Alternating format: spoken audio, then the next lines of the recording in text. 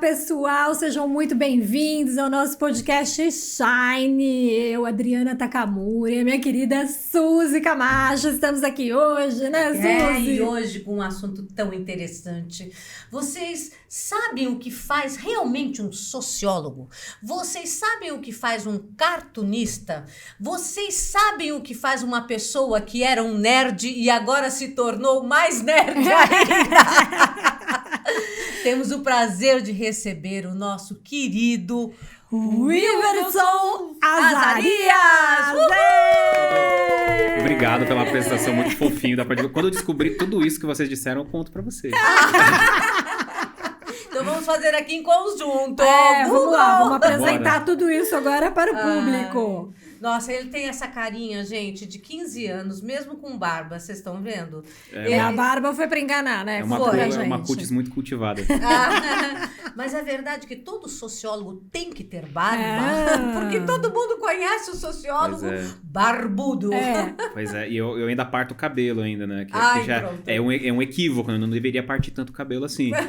Mas, assim, eu acho que principalmente o Karl Marx, ele criou uma certa estética dentro da filosofia, dentro da sociologia que, não sei, não é de lei, mas eu sei que a maioria do pessoal é barbado. É verdade, né? E você falou que você entrou na faculdade, tinha barba. Eu era bem novinho, tinha 17, né? Eu saí do ensino médio e fui direto pra universidade. Não me arrependo não, inclusive, da escolha, né? Tem uma galera que eu sei que se arrepende, atira pra todo lado. No meu caso, não. Eu gostei muito do que eu fiz. E aí, acordei e tava barbado no dia seguinte. Cresceu rapidinho. É uma questão de curso, né? Vai fazer sociologia e acorda barbada, né? É isso aí, você tem que entrar dentro da estética geral ali do curso, né? Não tem jeito. E você tem um nome mesmo de sociólogo, né? Wiverson. Da onde surgiu conta o pra Wiverson? gente. Vamos ver. O Wiverson Azarias é um nome complicado, né? Eu sempre falo pras pessoas que podem chamar de Will para ajudar vocês, né? Para ajudar as pessoas, né? O Wiverson, ele foi meu pai que me batizou com esse nome, né? Era um amigo dele que se chamava Wiverson. Aí que tá, eu não tenho, minha memória tá meio embaçada. Não sei se esse amigo dele já faleceu antes para ele homenagear o amigo dando o nome dele em mim, ou se ele segue vivo, não sei desse detalhe. Alguma coisa na minha cabeça fala que ele faleceu, mas eu posso estar enganado, tá? Mas é um amigo dele que tinha esse nome, ou um nome parecido, que era Iverson. Isso. Aí, não sei, acho que na década de 90 tinha essa moda do Y, do W, né? Ficava bonito. Ele falou, vou colocar o Iverson no nome. Nossa. E aí, no final, era só pra homenagear o amigo dele mesmo, mas eu sei que é um nome com significados aí, né? Até onde eu Que saiba. significado? Você foi procurar, conta aí pra gente. Fui procurar. Quando eu tinha lá uns 16 anos, 17 anos... bate aquela crisezinha existencial do millennium, né? Não que eu seja um millennium em si, mas a gente nasce nos anos 90, a gente é mega inseguro. E fui lá procurar o que significava, né, o Iverson. E aí eu vi que um dos sites lá que eu encontrei dizia que era um nome saxão, que significava filho do benfeitor, filho do herói, alguma coisa assim. Aí já... Agora eu gostei do meu nome, é isso? Porque você teve problemas com o nome em criança de bullying, né? Aquelas coisas. Assim, por ter esse nome, eu aprendi que toda piada com nome é manjada. Então vinha a galera brincar, né? O Iverson, o Universo, Viverson. Aí o meu sobrenome não ajuda, que é Azarias, né? Pois é, vamos falar de azar. Não sei o quê. Eu já ouvi todas essas piadinhas. Mas assim, quando eu era menor, me incomodava mais. Incomodava um pouco mais. Mas também, todos esses problemas quando a gente é adolescente, depois que a gente passa da fase, a gente vê que era um pouco menor. Não? A gente não precisava ter criar tanto problema com isso, né? Mas chegou na fase que você foi pra faculdade, aí você falou, agora eu vou trocar. Eu tava decidido, quando tinha uns 18, assim, eu falei, puta, acho que eu vou mudar no carro. Meu pai não sabia disso, inclusive, viu, pai? Não me deserde pra eu tentar mudar de nome. Mas vai ficar sabendo agora. Ele brinca comigo hoje. Ele falou, putz, eu te lasquei, né? Te coloquei esse nome, mas eu juro que foi com uma boa intenção, ele falou pra mim. E qual teria sido essa boa intenção, né? Homenageado, né? Eu não conheci o Iverson, cara, eu quero... Devia ser muito bom. Por isso que eu acho que ele morreu, eu nunca conheci. Eu tava empenhado quando eu tinha uns 18 anos. Eu pensei, vou olhar na cara do meu pai, eu vou falar assim, pai, obrigado pelo nome, pela boa intenção aí que você teve, mas eu vou mudar. Pois eu fui pra frente do espelho, primeiro não achei um outro nome que combinasse com a minha cara. Já tinha 18 anos e o pessoal me chamando de Wiverson, eu falei, puta, tem cara de Wiverson, não tem como mudar agora. Mas aí foi bem curioso, eu fiz um projeto de iniciação científica no meio da faculdade, aí na época eu tinha sido orientado pelo professor Paulo Silvino, lá da FESP-SP, eu acho que ele deve estar lá ainda. E ele, durante uma sessão de orientação, assim, ele olhou pra minha cara e falou, olha, você tem problema com isso? Não é bem assim, o jeito que vocês perguntaram. Já teve problemas, já pensou em mudar? Falei, olha, eu já pensei em mudar, né? Eu sei que é difícil, eu sei que a galera enrosca um pouco pra falar o meu nome. Aí ele falou, olha, você já publicou alguma coisa? Aí na época eu já tinha escrito um ensaio pra revista da faculdade. Puxa. Eu falei, putz, já. Aí ele falou, não, então não muda. Tem que ligar pra revista, é uma burocracia. E sociólogo, todo nome estranho, né? Então você tem um nome de sociólogo, ele disse. Aí eu acreditei nele, eu quero acreditar que ele tá certo. É bom, pega mais, né? E o bom é que você não tem homônimos, né?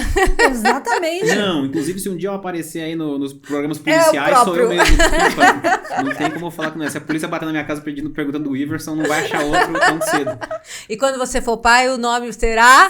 Tchan, tchan, tchan, tchan. Assim, eu brinco com a minha noiva que vai ser o Iverson Som.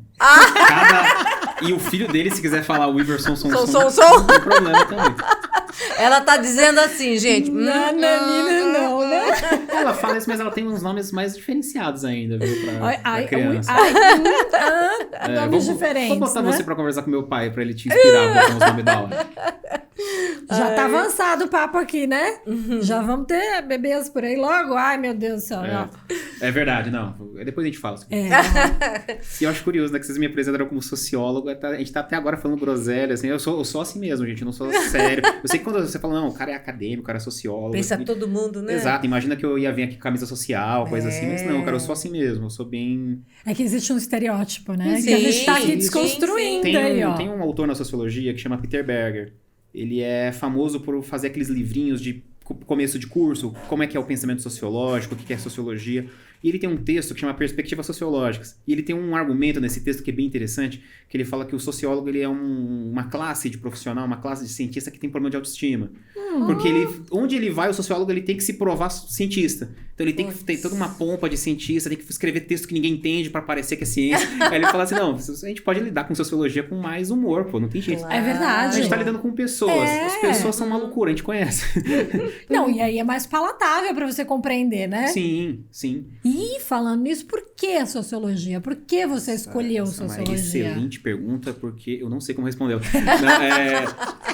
Já me fizeram uma vez, eu lembro que o primeiro estágio que eu fui fazer processo seletivo, me fizeram essa pergunta. Eu fui conversar com uma galera da PUC, que não era a faculdade que eu cursava, né? Não era a universidade que eu cursava, e me fizeram essa pergunta. Mas por que você ingressou em sociologia? Sim. E aí a resposta que eu dei, eu acho que eu nem consigo lembrar direito, mas foi mais ou menos assim. Falei, olha, tem vários tipos de formação de pessoas, assim. O meu jeito sempre foi ser um cara muito curioso. Eu sempre quis saber como que as coisas funcionavam, como que o mundo funciona. E aí eu virei adolescente, fiquei um pouco revoltado. Coisa de adolescente. Normal. Né? Mas eu sempre fui um sujeito muito curioso. Tanto que se não fosse sociologia, eu tinha comigo na época que eu queria fazer física. Nossa. Que era eu sei que é um ramo totalmente diferente, exatamente. Mas de certa forma eu acho que eu tô curiosidade, cumprindo né? com a minha mesma ideia de como é que as coisas funcionam e tal. Fui fazer sociologia por conta disso, sabe? Por que a gente cede parcelas de responsabilidade para lideranças políticas? Por que a gente se organiza dessa forma e não de outra? Sabe? Por que a gente tem que ficar competindo um com o outro por questão de trabalho? Sabe? Que tipo de estrutura social é essa? Então eu fiquei... eu lembro que teve até uma professora de geografia, nem puxou o lado, né, a sardinha para a área dela, falou: você deveria fazer alguma coisa relacionada às ciências humanas. Fui para sociologia no final das contas. Durante o curso eu falava com uns amigos meus, eu falava assim, olha, e diga-se de passagem, eu me identifiquei muito com o curso, eu adorava o que eu fazia, até brinco com as pessoas, eu falo, ó, tudo que a faculdade me permitiu fazer durante a graduação, eu fiz. Então, eu publiquei na revista da faculdade, eu fiz iniciação científica, eu ajudava a galera do centro acadêmico, que eles tinham na época um projeto que era bem interessante. Não sei se segue com esse projeto lá, faz tempo que eu não visito a universidade. Que eles pegavam, assim, alguns veteranos e colocavam para fazer reforço para os calouros. Né? Então, assim, uma semana, um dia antes da prova de determinada matéria, a gente convida algum veterano para dar aula, assim. E aí eu vivi fazendo isso, assim, todo semestre, assim, antropologia 1, 2, 3, assim, eu ia lá, teve muita gente que me conheceu por conta disso. Então eu fiz tudo que a faculdade me permitiu fazer, porque eu gosto muito do que eu encontrei na universidade. Então tinha uma brincadeira na época que eu falava com uns amigos meus, assim, olha, o plano A tem que dar certo, porque eu gosto muito do plano A, eu não tenho plano B. Sociologia eu vou ter que me achar nessa área de alguma forma. Né? A gente sabe que é uma área que tem um certo probleminha de inserção no mercado de trabalho, não é uma área comum. Felizmente eu me identifico em dar aula. Eu lembro que quando a gente entrou na universidade tinha 2 grupos muito bem demarcados. Era a galera que foi fazer sociologia para dar aula E a galera que quer fazer tudo menos dar aula. Né? E felizmente eu me identifiquei com o primeiro grupo. Eu comecei a fazer tutoria, comecei a ajudar os calouros que entravam na universidade. Me identifiquei muito fazendo isso. Mas você tem algum familiar que também dê aula, que tenha esse lado do social? Pior que não. Olha que interessante. Meu pai ele é operário, ele é vidreiro, né? O ramo de vidro. Então cara, desde que eu me conheço por gente, ele tá na mesma indústria, assim. É um dos caras que você não encontra gente assim hoje em dia que tá há 26 anos numa mesma Super indústria. estável, no mesmo local. Então ele é operário, sempre trabalhou em firma, minha mãe sempre foi autônoma. Sua mãe faz o quê? Ela mexe com a área de beleza, assim. Ela tem... Desde quando eu sou molequinha, ela fazia esses cursos de formação, assim, de estética, depois de cabelo, depois de manicure. Até hoje ela atende lá em casa. A gente tem um cômodo certinho lá pra ela atender, com o salão dela. Ótimo. Então até hoje ela desde sempre ela se mete com o cliente, assim. Que bacana. É bem legal. Talvez daí que tenha vindo minha pele, inclusive. Aí, ó, tá explicado, tá vendo? A mãe cuidou. E você trabalhou em pequeno, fazendo alguma coisa pro seu pai, pra sua mãe? Pior que alguma não, coisa de cara. adolescente, nada? Pior que não. Quando Você eu era... só estudava? Eu tive filho único, né? Fui estragado, filho assim. único. Fui estragado. Você falou que você também já desde sempre era nerd, não é? Sempre fui CDF, sempre fui nerdola. Olha né? isso. E eu tenho um caso curioso. Quando eu era moleque, quando eu era bem novinho, isso era costume lá de casa. Sempre que quebrava, assim, um VHS, quebrava um DVD, coisa assim, eu sempre falava, não joga fora, não. Eu tirava, levava lá pra lavanderia, onde meu pai guardava as ferramentas dele lá, e eu gostava de desmontar, queria saber como é que funciona. Sabe, eu era um maluco. Desde quando eu era muito novinho, eu falava com os amiguinhos assim, putz, eu queria inventar alguma coisa. Eu queria descobrir alguma coisa. Sabe? Então sempre tive essa veia assim meio nerdola. E curioso, né? Aí eu acho que muita coisa na minha vida assim mudou quando eu tinha ali por uns 10, 11 anos. Que eu conheci o que eu considero hoje o melhor professor que eu tive na minha vida. Assim. Não me diga, fala. Qual era? Eu fiquei 2 anos tendo aula de desenho. Tá. Né, quando eu era pequenininho. Tem um sujeito lá em Suzano, figura mitológica de lá, chama Mário Freire. E aí eu falo pra vocês que com certeza ele não sabe quem eu sou. Não. Porque não só eu era bem novinho, faz muito tempo isso já, né? Faz mais de quase 15 anos que eu saí de lá. Como minha personalidade era toda outra. Eu era bem quietinho, falava bem baixinho. Então, eu certeza que eu não criei nenhuma imagem assim, forte na cabeça dele pra ele lembrar de mim. Certo. Mas assim, ele foi o melhor professor que eu tive na vida. Mas agora ele vai saber, né? Agora ele vai saber. Mário Freire, alguém faça isso chegar até o Mário Freire, isso por aí, favor. Quando me vê pessoal. nas ruas de Suzano, Mário Freire, me cumprimente. Já trombei ele algumas 2, 3 vezes lá, ele passou assim, eu falei, putz, como que eu vou chegar nesse cara, né? Eu deixava passar. Então, se você me vê na rua, Mário Freire, me cumprimente. E aí que tá, ele nem me ajudou tanto a desenhar. Porque eu fiquei só 2 anos, eu não aprendi tanta coisa, assim. Mas ele influenciou muito na minha formação. De que Foi ele que me apresentou assim, olha, isso aqui é gibi, isso aqui é quadrinho, então isso aqui é mangá, isso aqui é heavy metal. Eu fui o primeiro professor que eu ouvi ouvindo heavy metal enquanto dava aula. Olha. E hoje em dia eu adoro essas porcarias. Adoro quadrinho, adoro heavy metal, adoro RPG. Então essas coisas assim, bem do universo geek, nerd, assim, foi ele que me apresentou. Então é um sujeito super que... inspiração. Pô, eu sou muito grato, assim, porque eu adoro essas besteiras até hoje, sabe? Coleciono gibi, assim, minha vida eu falo que é uma... Parte dela é uma guerra constante contra o tempo, né? Com papéis e plásticos. Porque a gente compra gibi, o gibi vai estragando, tem que comprar aquele saquinho plástico pra guardar dentro. Eu sou desse tipo de chato. Guarda os quadrinhos dentro do plástico, minha mulher detesta. Não pode tocar na prateleira de quadrinhos lá que eu fico vendo marada. Mas é isso, então No futuro vão ter os filhinhos que vão mexer, claro. né? Eu vou ter que abrir mão. Vai O meu cachorro já tá comendo minhas coisas. Aí já começou. Porque ele já tá... Ele é um pinche, né? Mas ele já tá crescidinho, ele já consegue botar a cara na prateleira.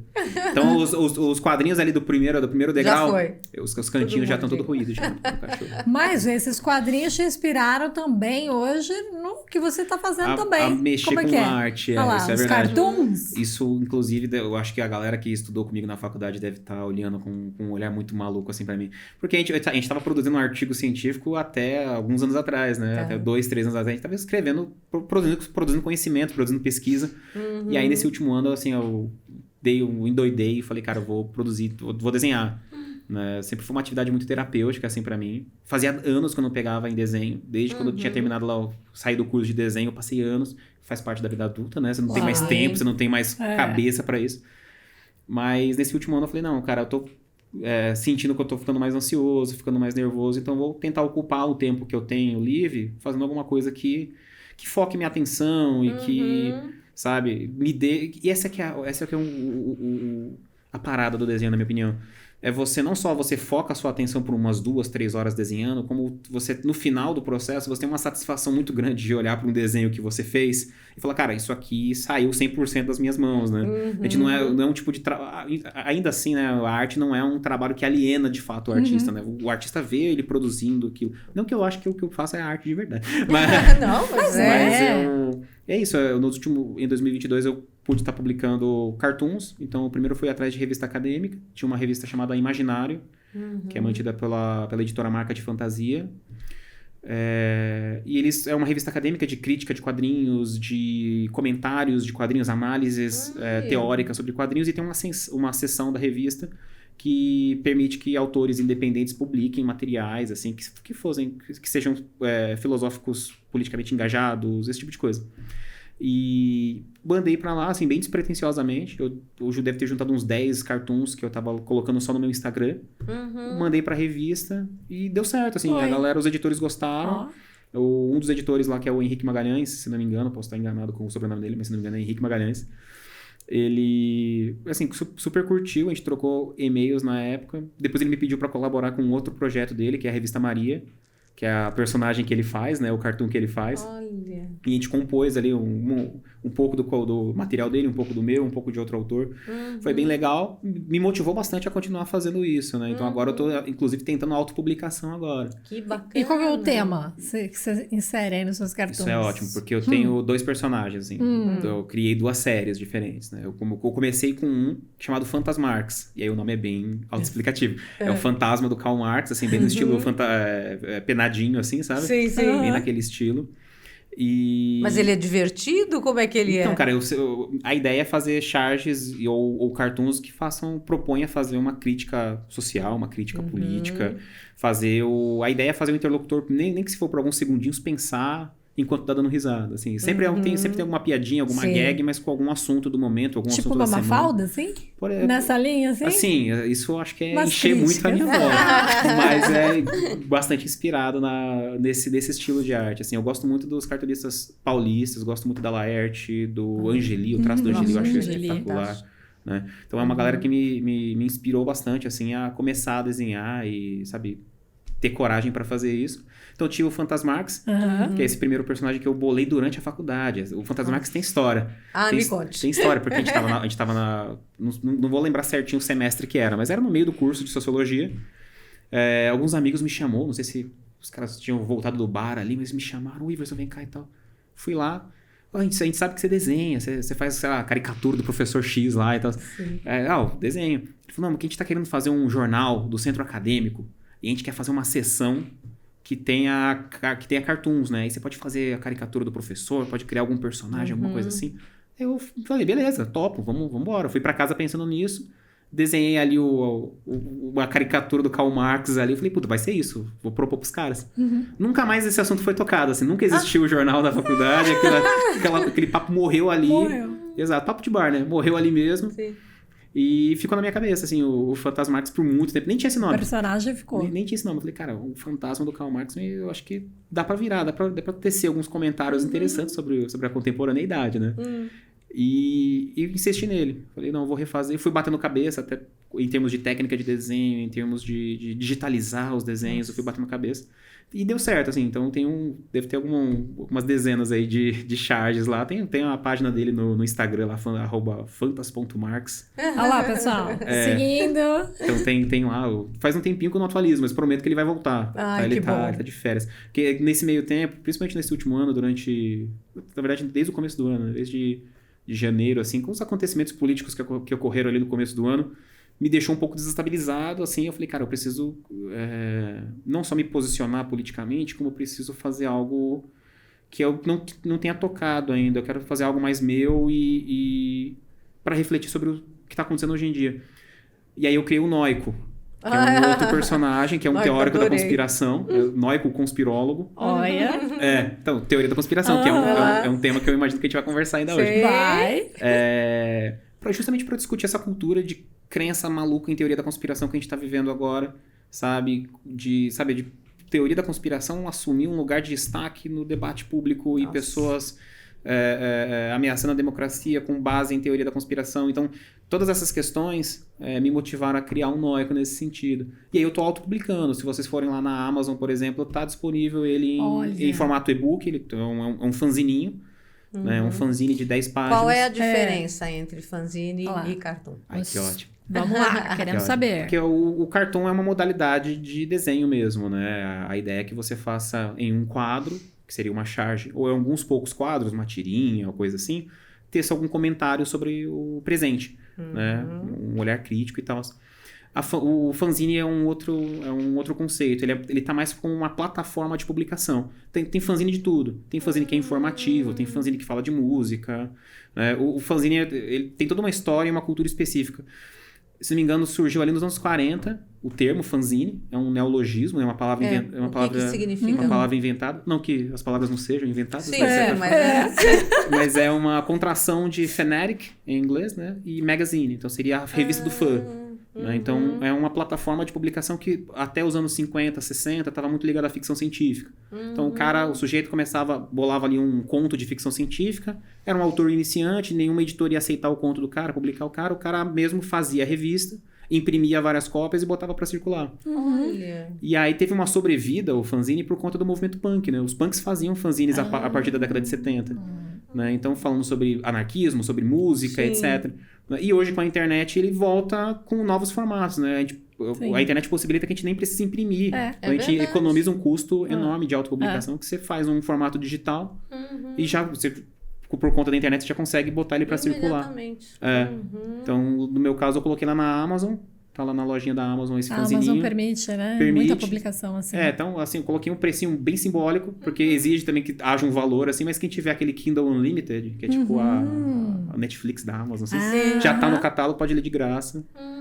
E a ideia é que pelo menos uns 3 segundinhos de riso esse quadrinho desperte. E qual é, então, assim. O seu segundo personagem? O Noico. Noico. Vem de paranoico, né? Eu imaginei. Ele é um conspirólogo, é um sujeito que a ideia que eu tinha é que todo acontecimento político recente eu conseguisse criar uma interpretação conspiratória, assim, dele. Né? Então, o Noico é o sujeito que tá sempre interpretando de maneira conspiratória as notícias da semana, assim, e tal. E sempre com humor, né? Isso, assim, a ideia Toda pitada do humor. A ideia é exagerar, expor o ridículo, essa é a intenção mesmo. E de histórias, agora você vai falar sobre essa teoria da conspiração. Me diga, de tudo que você viu, o que você acha interessante nessas histórias conspiratórias? Nossa, a teoria da conspiração, ela tá na minha vida há muitos anos. É mesmo? Você começou a estudar isso na faculdade? Como é que foi isso? Você tem uma história de fato ou fake? Como é que é esse seu estudo aí? Perfeito. Explica pra gente. Eu tenho uma história com teoria da conspiração que é muito antiga. Se eu não estou enganado, a primeira vez que eu tive contato com teoria da conspiração, eu não vou saber exatamente a data, mas foi automaticamente após o 11 de setembro. Era bem novinho, era bem criança, mas eu lembro que um final de semana depois, 2 finais de semana depois, o Gugu levou pro palco do programa dele um sujeito que dobrava uma nota de dólar americano, né? Dobrava uma nota de $1 e falava que não, olha, aqui dá pra ver a silhueta das Torres Gêmeas, porque estava profetizado que ia acontecer o atentado. E aí aquela galera que pausava as fotos do atentado e falava que tinha rostos de pessoas na fumaça. E o cara, eu fiquei assustadíssimo com isso. Eu era bem pequenininho. Se não me engano, esse foi o primeiro contato que eu tive com teoria conspiratória. E aí, fui adolescente ali na primeira década dos anos 2000. Sim. E aí teve um surto, assim, teve uma proliferação de canais no YouTube, de sites, etc., que ficavam compartilhando teoria da conspiração. Eu lembro que era muito comum quando eu era adolescente, a gente chegar na escola e sempre tinha, ou eu, ou alguma galera assim, dos meus amigos, você viu um vídeo de que existem mensagens subliminares na música nova da Lady Gaga e não sei o quê. Sabe? Isso era uma moda, assim, sabe? Tanto que na época não pegava tão mal quanto hoje você falar que acredita em teoria conspiratória, né? Hoje em dia as teorias conspiratórias são mega perigosas, né? Eu lembro quando eu era mais jovem, o máximo que você podia fazer é falar, não, o governo americano está escondendo um corpo de um alienígena. Assim, ninguém vai morrer por conta dessa crença. Hoje em dia não, hoje em dia é uma parada mais perigosa mesmo, sabe? Tipo, a galera que não quer vacinar o filho, é a galera que sabe, defende a morte de outra pessoa. Então, assim, é um território que ficou bastante perigoso e ameaçador, assim, na última década. Eu comecei a pesquisar a teoria da conspiração na academia, se não me engano, foi em 2015. Eu já entrei na faculdade com uma ideia de que, se eu for fazer meu TCC, eu queria fazer sobre isso, sobre teoria conspiratória. Inclusive, é uma dica que eu deixo para todo mundo que está pensando em fazer faculdade, ou que está nos primeiros semestres da faculdade, está com medo de fazer o TCC, uma dica que eu dou é, olha, provavelmente você já tem o tema do TCC na sua cabeça. Alguma coisa que te motivou a entrar naquela área, provavelmente vai te dar o tema do seu TCC. Se você for fazer uma pesquisa, vai durar anos. Então, que seja sobre um assunto que, sabe, te toca de alguma forma, que te entretém de alguma forma. Eu sempre achei teoria da conspiração um negócio muito... Sempre me entreteu muito. Sim, uma curiosidade pra você e pra todo mundo, falar, né? Todo mundo quer saber isso, porque né? tinha um clima de fofoca, né? Não tem jeito. Sempre me entreteve muito, assim, sabe? Então, eu falei, eu vou levar esse conteúdo que me entretém pra academia. E eu pude fazer um diálogo bem interessante nos anos iniciais, porque a sociologia, pelo menos assim, na minha experiência subjetiva, tá? Pode ser que em outras universidades, em outros países, isso seja diferente. Mas eu lembro quando eu comecei a levantar dentro da academia que eu queria estudar a teoria da conspiração, houve um pouquinho de resistência. Porque assim, a sociologia historicamente estuda discurso político, faz leitura de textos filosóficos, interpretação do que o autor X quis dizer em tal livro. Mas quando você traz um tema que é do senso comum, eu quero discutir discurso maluco que tá na boca do povo. A galera fala, putz, mas não sei se rende uma boa pesquisa, né? Talvez, por que você não vai fazer, sabe, análise do quantas vezes o conceito de alienação aparece na obra de Marx, sabe? Ao invés de você falar sobre teoria conspiratória. Aí eu insisti, eu falei, não, eu acho que tem um fenômeno aí que a gente precisa investigar. E assim, calhou que de 2015 para frente, a gente viu, inclusive, infelizmente, a gente viu uma ampliação desse discurso, incluindo o discurso político, né? Agora o discurso político e teoria da conspiração parece que são quase que indissociáveis, né? Então as teorias da conspiração foram tomando de assalto cada vez mais os discursos públicos e, assim, é péssimo para a democracia, mas me ajudou muito a desenvolver o meu trabalho, sabe? Sim. Eu tô vendo a bizarrice acontecendo ao vivo, sabe? Então, para quem tá analisando isso, é bastante fértil. Você chegou a alguma conclusão? Cheguei. Como começa essa história de teoria da conspiração e, de repente, como que a gente pode dissociar isso que hoje está indissociável, né? Perfeito. Eu tenho várias hipóteses, né, de trabalho sobre isso, assim. Quando eu fui começar a fazer pesquisa sobre teoria conspiratória, eu vi que dentro da academia brasileira a gente tinha muito pouco pesquisa. Tinha uma galera que estava discutindo anticomunismo durante a década de 30, durante a década de 60, que tem, de certa forma, algo a ver com teoria da conspiração, com difamação de grupos políticos. Mas eu fui encontrar principalmente textos de língua inglesa. Nos Estados Unidos há uma literatura acadêmica maior sobre esse tema. E aí eu começo minha carreira pensando em teoria da conspiração, justamente chamando a atenção da academia brasileira de que, olha, isso é um fenômeno que está atingindo a sociedade civil brasileira. Então eu lembro que em 2015, 2016, que foi quando eu comecei a fazer pesquisa, estava muito em voga no espaço público a questão do impeachment na época da Dilma. E haviam pesquisas que estavam sendo feitas em campo dizendo que, olha, parte dos manifestantes que estão pedindo o impeachment acreditam em crenças conspiratórias sobre o PT, sobre a esquerda e etc. Eu falei, olha, então é um fenômeno que eu acho que é importante, eu estou solicitando para a academia que cada vez mais tenham mais pesquisa sobre isso e está impactando a sociedade brasileira. Né? Então, como é que eu procuro trabalhar com teorias da conspiração? Tem várias abordagens, então você vai ter autores da psicologia que vão olhar para esse fenômeno de um jeito, vão ter autores dentro da história que vão olhar para esse fenômeno de outro jeito. O que eu proponho, antes de fazer uma desmistificação das teorias da conspiração, é entender como que os indivíduos que acreditam em conspirações moldam a sua vida e como que esse discurso impacta a nossa cultura política de certa forma. Então, um autor que eu achei enquanto eu estava nesse processo inicial de pesquisa e que eu carrego comigo até hoje, é um autor que ajuda muito a eu pensar esse tema, é um historiador francês, ele chama Raul Girardet. Ele tem um texto que, se não me engano, foi publicado uma vez só aqui no Brasil, em 87, pela Companhia das Letras, que chama Mitos e Mitologias Políticas. Esse trabalho é fenomenal. Ele argumenta o seguinte, ele argumenta que a política, e a introdução desse texto é bem interessante. Ele fala que a política, historicamente, ela é um terreno que não é puramente racional. E não há problema nisso. Né? Historicamente falando, a política sempre lidou não só com administração e com políticas públicas, com promessas de campanha, mas também lidou com valores, lidou com expectativas, com medos coletivos. Então, há um campo dentro do discurso político que é puramente afetivo e racional. E ele coloca que as expressões desse imaginário político na ordem do discurso seriam mitos políticos. E aí eu uso o conceito de mito político dele para tentar entender melhor a teoria da conspiração. Ele vai dizer que mito político é um tipo de discurso que tem 3 dimensões. Então, o mito político, por si só, ele é uma narrativa explicativa. Então, é uma história que vai tentar explicar a contemporaneidade. É uma história fortemente fantasiosa e emocional. Não necessariamente ela retira a sua força da veracidade, mas retira do impacto que causa nas imaginações. E a terceira dimensão é que é uma narrativa que mobiliza as pessoas. Tira as pessoas de casa e põe na rua para protestar, sabe? Leva as pessoas para o campo político, às vezes mudando o comportamento eleitoral, etc. E o primeiro trabalho que eu faço, que inclusive é um ensaio, é justamente propondo relacionar o conceito de teoria da conspiração com o conceito de mito político. E entender a teoria da conspiração como uma narrativa fortemente emocional que visa explicar um fenômeno contemporâneo por meio de uma conspiração secreta. Porque toda teoria da conspiração tem essa estrutura. Né? Que, olha, a situação tá ruim pro nosso lado, olha, é culpa de determinado grupo, é culpa de determinado político, e a gente precisa sair de casa e ir pra rua para fazer uma cruzada contra os conspiradores. Né? Essa é a estrutura de quase todas as teorias da conspiração.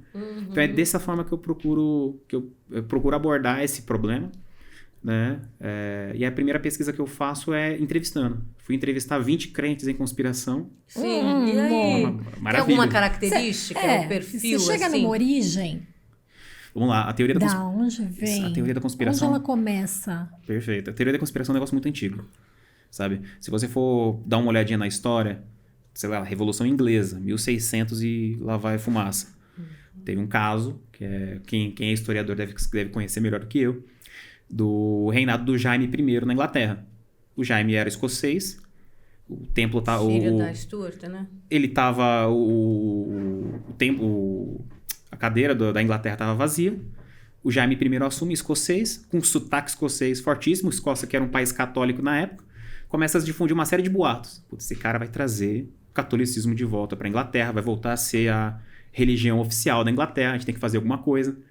Né? Então, isso é um excelente exemplo de teoria da conspiração sendo difundida ali. Na Revolução Francesa acontece a mesma coisa.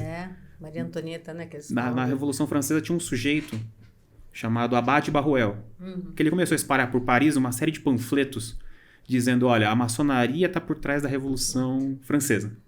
Então, assim, é um outro exemplo de teoria conspiratória. Mas esse aí assina, né? Isso já é... Hoje a gente não tem nada assinado, a gente não sabe de onde vem. Isso, hoje em dia, inclusive quando eu falo... Surge da onde, né? Na internet. Eu gosto de pensar que existem 2 fatores para a gente tentar entender o porquê que teoria da conspiração é um negócio. Eu acho que, em primeiro lugar, a gente tem a questão da burocratização das instituições sociais. Os cidadãos, eles não têm acesso ao processo de tomada de decisões. Então, você sabe que tem decisões importantes agora sendo tomadas que vão impactar a nossa vida amanhã. Só que a gente não sabe certinho, olha, quem que propôs essa lei, quem que assinou, passou na mão de quem, qual foi o processo que fez com que essa tomada de decisões acontecesse. E aí, como a gente não enxerga, a gente personaliza, né? Ah, não, tem um grupo, deve ter um grupo secreto que tá conspirando para me ferrar, sabe? Certo. Então, eu acredito que há um elemento estrutural, assim, da sociedade, mas eu gosto de pensar também que contextos particulares, assim, de tensão social, quando a sociedade está insegura com o seu próprio futuro, quando a sociedade está passando por algum período de crise econômica, desastre natural, se alguma personalidade muito querida da população morre. Então, são momentos de tensão social, trazem consigo essa série de rumores.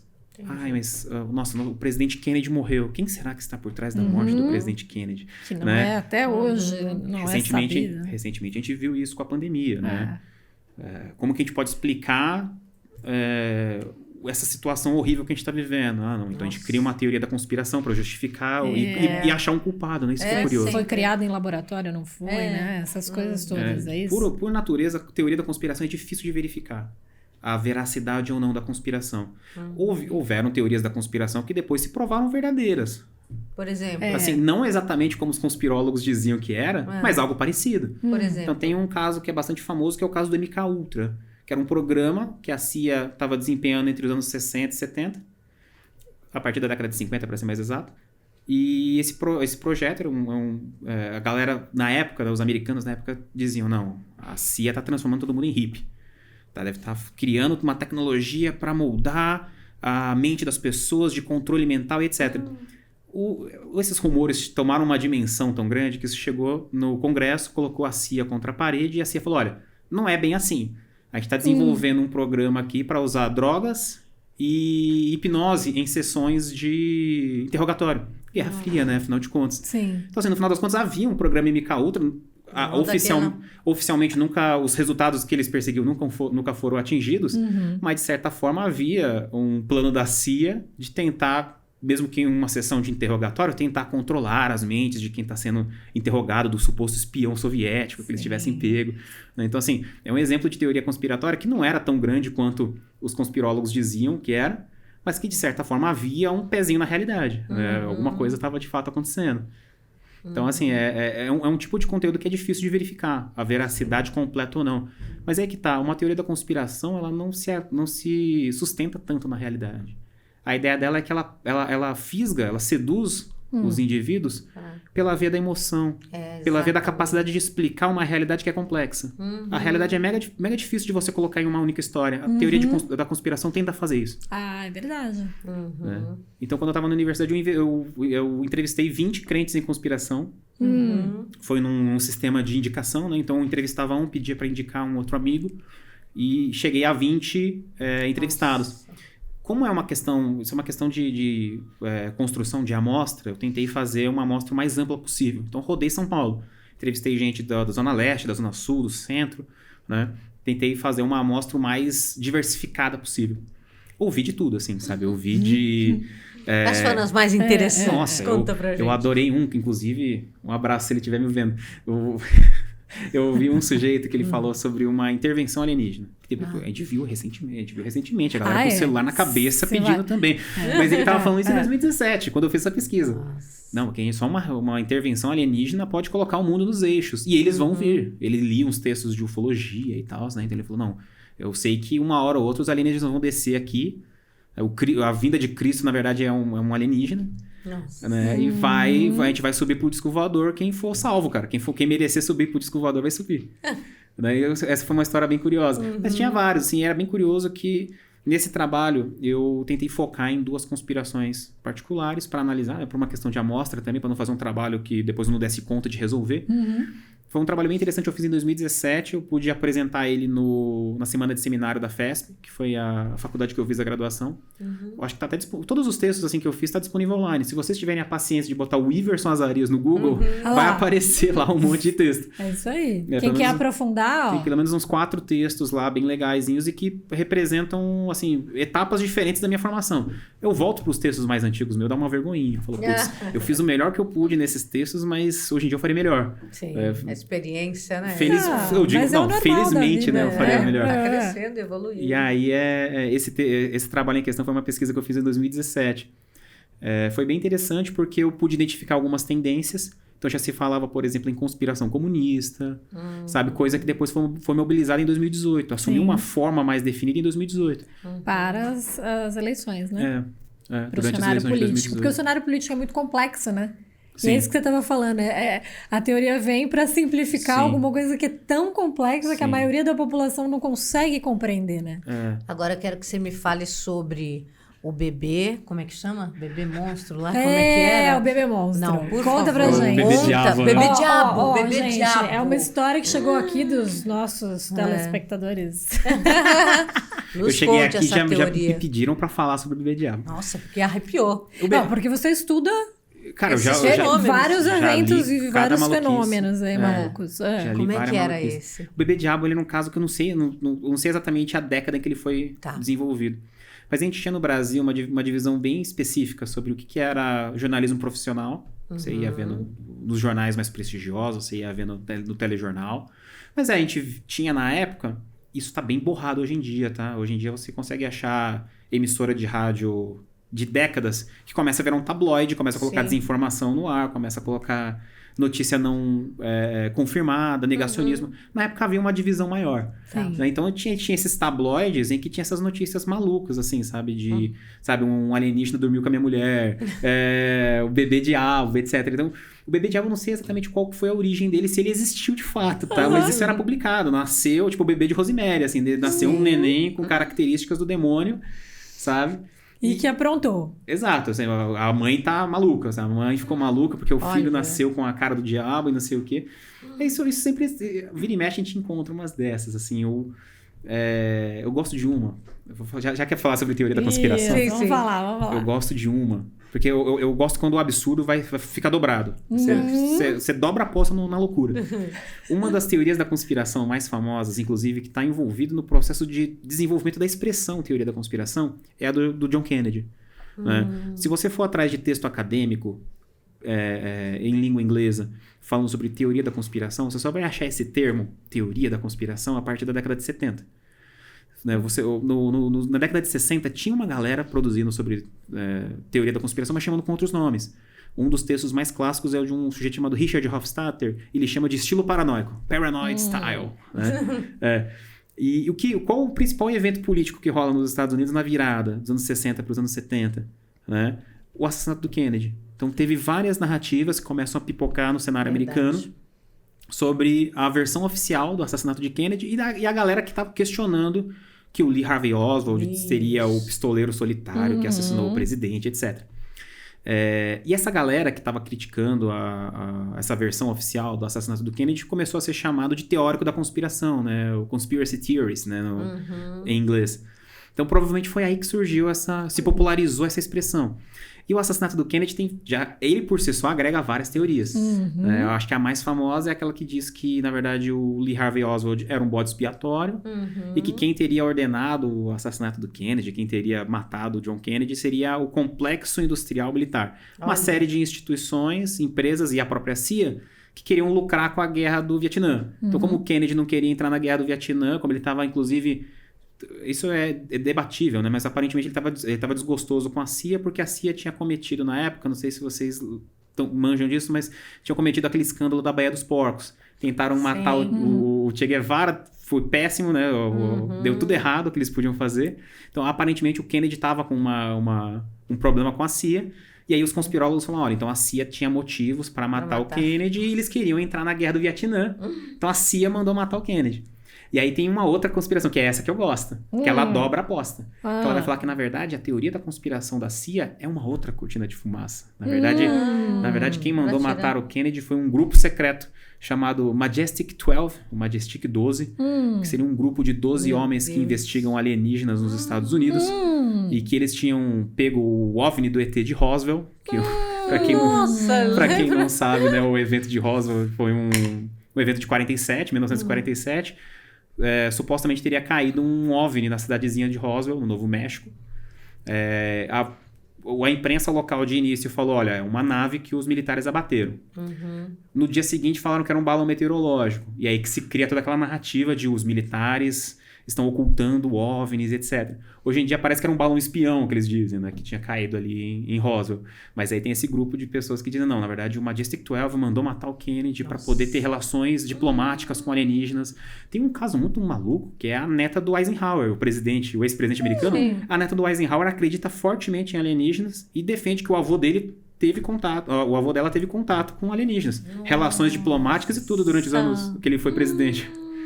Tem esse caso. Olha isso, você tá vendo que a teoria da conspiração sempre tem alguma coisinha aí, né? Uma maluquice. Bom, e aí você falou dos OVNIs, que a gente tem agora recente. Isso. Exatamente igual. Então agora é balão meteorológico, depois é balão Você de vê não sei que o a quê. característica é que Olha, misturam fatos reais com fantasias, né? E isso dá realmente a dúvida. Falando, nossa, mas aquilo ali realmente aconteceu. Então isso daqui... Isso. É Eu adoro que a incrível. conclusão é sempre quem sabe, né? Pode ser que seja mesmo. Pode ser que não seja. É, exatamente isso. Mas isso já passou, né? Já foi para milhares e milhões de pessoas. Incrível. E aí eu acho que um ponto de inflexão bem interessante dentro do tema de teoria conspiratória, eu acho que a gente tentar pensar o que representou o governo Trump dentro desse contexto. Porque o Trump, ele transforma a teoria conspiratória em plataforma política, Sim. em discurso de campanha. Sim. E aí ele basicamente sinaliza para vários outros políticos populistas ao redor do mundo que, olha, você pode colocar a teoria da conspiração no horário eleitoral, você pode colocar a teoria da conspiração em cima do palanque, sabe? E as teorias da conspiração vão se introduzindo no discurso político oficial. Sim. A gente publicou um texto eu publiquei um texto junto com um grupo de amigos, a gente tinha um núcleo de pesquisa, ainda existe, mas se não me engano também mudou de nome, que aí se chamava ANEL, era um grupo de ex-alunos e alunos da FESP-SP, coordenado pela professora Isabela Calil, que até hoje é referência dentro do debate de extrema-direita, de como que esses grupos conservadores e neoconservadores se organizam, né? E em 2021 a gente publicou um texto, talvez seja o texto mais importante que a gente publicou, porque foi para Bristol University. Fofo. Chique. Ó, o inglês arriscado aqui, ó. Chamava Politics of Fear, né? Nossa, chique. Era incrível. E a gente argumentava nesse texto, falando sério agora, a gente argumentava nesse texto justamente isso, que principalmente durante a pandemia de Covid-19, o discurso oficial de governo se confunde com teoria conspiratória. Sabe, que é bastante inédito, é bastante difícil de você encontrar contextos históricos em que figuras políticas profissionais vão para frente das câmeras, vão fazer lives coletivas de imprensa, pronunciamentos oficiais e difundindo informação não confirmada, difundindo desinformação, né? É por isso que existe hoje tanta investigação sobre todo esse processo de comunicação que teve lá no governo Trump e que aí, obviamente, se difundiu até aqui. Eu fico super feliz que a academia está discutindo isso. Sabe? Em 2015 tinha pouquíssimas pessoas olhando para esse tipo de problema. Sabe? É claro que a gente teve que transformar, o mundo teve que se moldar de uma forma que ficou insustentável. A gente tem que falar sobre desinformação, a gente tem que falar sobre fake news, a gente tem que falar sobre teoria conspiratória. Então eu fico feliz que a academia abraçou esses temas e hoje em dia a gente tem um debate acadêmico que é bastante profundo e bastante variado sobre esses assuntos. Né? Quando eu vou para o mestrado eu mudo um pouquinho de objeto. Eu estava com teorias da conspiração até 2015, mais ou menos, e no mestrado eu entro para falar sobre fake news, que é uma outra modalidade de desinformação. Sim. Eu falo... Mas vem na mesma linha? Elas são primas, mas eu gosto de pensar que são objetos de pesquisa distintos, e aí que tá, minha hipótese de trabalho, cada dia mais ela se configura numa convicção, assim, né? Eu não tenho nem como hipótese mais, eu sou um pouco convicto disso, mas por questão de pesquisa a gente fala que é uma hipótese. Eu tenho uma hipótese que as teorias da conspiração e as fake news não só são objetos distintos, como eles se sucedem no tempo. Quando eu fui pro mestrado, eu queria saber, cara, por que uma peça de fake news específica ganha tanto clique? Por que uma fatia tão grande da população dá visibilidade para uma peça de fake news? Sim. Qual é a hipótese que eu levanto? Eu levanto que para uma fake news soar verossímil, parecer verdade, determinada fatia da população tem que estar imersa dentro de um imaginário. E esse imaginário geralmente é conspiratório. Geralmente, uma teoria da conspiração, um rumor, começa a entrar nas cabeças das pessoas. E aí vem uma fake news justamente para oferecer supostas evidências daquele rumor. Tem um exemplo bem interessante de 2018. Pra gente tentar se afastar um pouquinho também, né? Alguns anos antes. Em 2018, uma das fake news que mais fez sucesso foi a tal da mamadeira erótica. Que o pessoal chama por um nome diferenciado, né? Mas eu só não lembro. É a mamadeira erótica. É uma questão que foi uma das fake news mais compartilhadas. Nossa. Tinha até um vídeo de um sujeito com uma mamadeira. A ideia é que o bico da mamadeira tinha o formato de um pênis. E aí ele falava que as creches estaduais estavam colocando essa mamadeira no kit escolar. Jesus! E aí, assim, se você vê a narrativa por si só, de longe, você fala, cara, isso tá cheio de erros, tá cheio de furos. Porque creche não recebe material escolar e você tá falando que uma criança de 2 anos vai significar o bico da mamadeira, enfim. Né? Mas aí que tá, por que isso viraliza? Por que as pessoas acreditam nessa peça de desinformação que não parece verdade, gente? Porque, cara, a gente tá há anos, uma certa fatia da população tá há anos ouvindo falar que os professores de ensino público fazem a cabeça dos alunos, que há um programa para sexualizar as crianças, tem o famoso kit gay, que ninguém também nunca viu, mas isso fica na mente das pessoas. Então, uma fake news dessa, como da mamadeira erótica, ganha visibilidade, ganha credibilidade, parece verossímil. Sim. Esse é a hipótese que eu busco defender no meu mestrado. Sim. E aí você também estuda como é que as redes sociais se impõem, né? E conseguem viralizar tanto hoje todas essas teorias conspiratórias. Porque a gente estava falando, a internet democratizou muita coisa, mas também trouxe uma desinformação enorme, né? Com certeza. Porque as coisas são jogadas lá, sem critério, você não vai achar quem foi que trouxe a origem daquilo. E aí? Eu sou categórico nesse assunto. E eu sou categórico não porque eu sou maluco, mas é porque eu trago vários autores debaixo do braço que estão olhando com dados para esse fenômeno e dizendo o seguinte: fake news, desinformação online, desinformação política, teoria conspiratória não seriam esse problema tão grande se não fossem as redes sociais, as Com plataformas certeza. de mídia social. A gente precisa olhar para as plataformas de mídia social e para o funcionamento delas para tentar explicar pelo menos parte desse problema. No meu mestrado eu falo que tem duas ordens de fatores que transformam as fake news ou as teorias da conspiração nesse problema tão grande que a gente vê hoje em dia. Quais são esses dois fatores? Tem fatores de ordem estrutural, que é do funcionamento das plataformas de mídia social, e tem fatores que são subjetivos, que estão na ordem dos afetos, estão na ordem das identidades políticas dos indivíduos. No critério estrutural, como que as redes estão funcionando, eu volto os meus olhares para algoritmos, que são um tema bastante em relevância hoje em dia, o agenciamento algorítmico dos espaços digitais. Sim. E eu também volto os meus olhares para as famosas câmaras de eco, ou as bolhas das redes sociais, né, que são um fenômeno que se desdobra em outro. Né? Você tem uma série de mecanismos presentes nos sistemas das plataformas que olham para aquilo que você gosta, para aquilo que você já demonstrou interesse, para aquilo que você já curtiu, já clicou, e ficam recomendando novos conteúdos sobre aquilo que você já demonstrou interesse. Tem um interesse mercantil burguês aí, Sim, que total. é de usar os seus dados pessoais como petróleo dessa nova economia de mídias, né? Que é para te oferecer mercadorias personalizadas nas redes Exato. sociais. Com certeza. E mais assertivo, né? Isso, mas qual o problema que isso cria a longo prazo? O indivíduo ele vai identificando que os perfis que ele mais gosta, os influenciadores que ele mais segue, que mais é sugerido para ele, concordam com ele. Todo mundo tá pensando igual o cara, Pronto. sabe? Quando você isola o indivíduo nessa bolha em que todo mundo pensa mais ou menos parecido com ele, mais verossímil fica um boato sobre o que está se passando fora da bolha. Então você só conversa com pessoas que, sei lá, gostam de sapato, gostam de salto alto. Aí você tá lá, os influenciadores de salto alto, ou as modelos andando com aquele salto alto que você gosta, os seus amigos só comentando sobre aquele salto alto. É muito mais fácil para um sujeito mal intencionado entrar nessa sua bolha do salto alto e falar assim, olha, você viu que fulano de tal falou sobre salto alto? E você não conversa com esse fulano de tal, você não sabe em qual outra bolha ele está inserido. Então é muito mais fácil você disseminar uma informação sobre o outro por conta desse agenciamento algorítmico das plataformas. Sim. Tá? Então eu olho para esse lado, para esse tipo de fator estrutural, só que eu gosto de pensar que ele não é tão determinante quanto a gente pensa.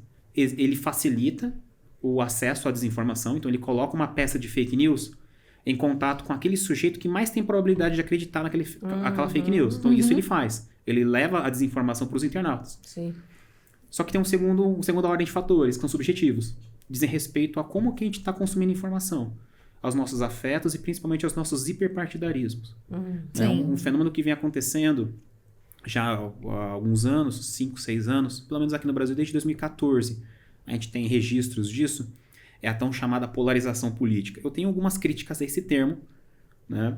Mas eu gosto de pensar que são o aumento de hostilidades entre grupos políticos. Os grupos políticos estão mais hostis uns com os outros. A gente está cada vez menos receptivo à ideologia do outro, ao pensamento do outro. Exato.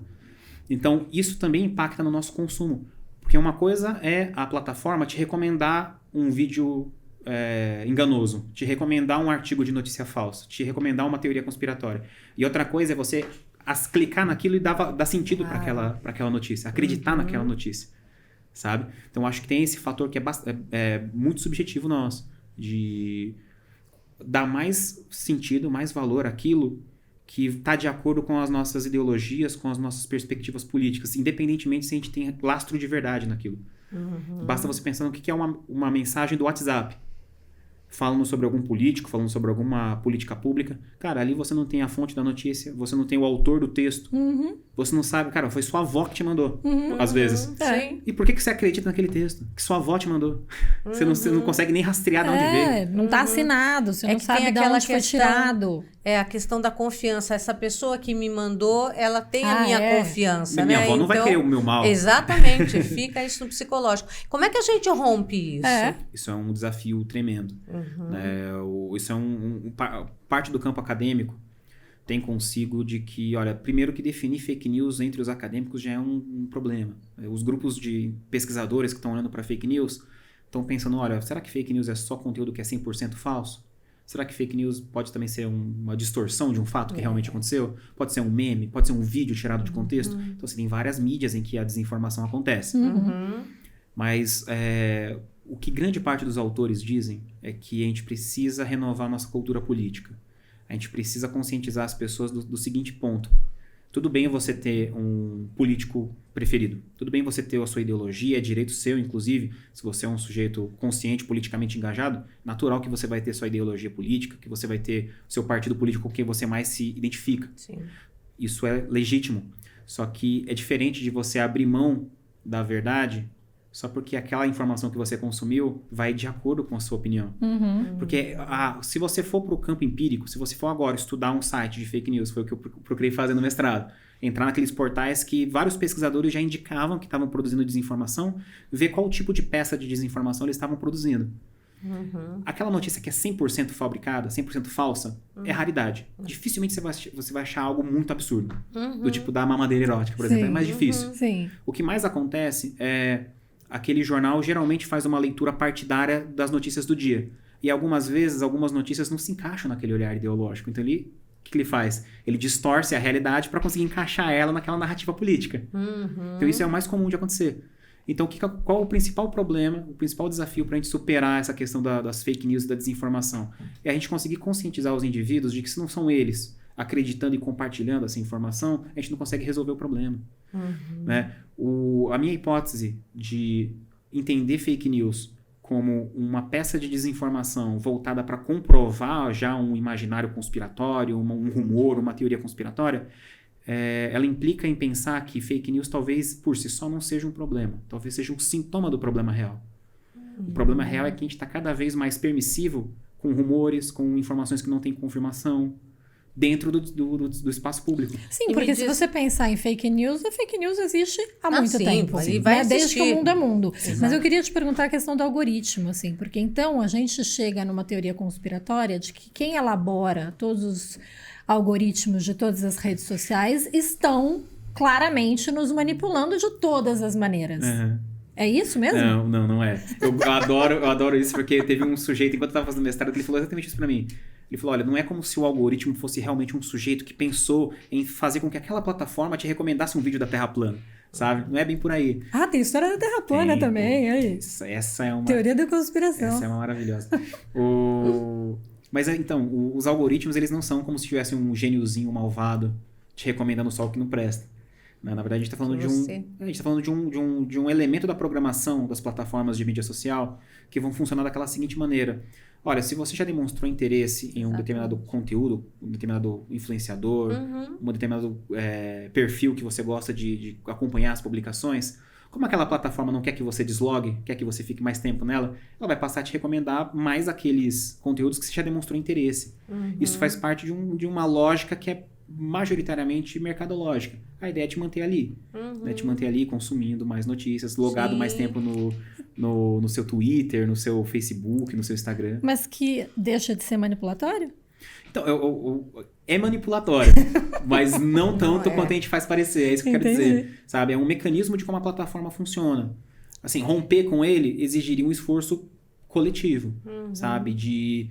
Olha, a gente tem que ter noção de que os conteúdos que a gente consome online são enviesados.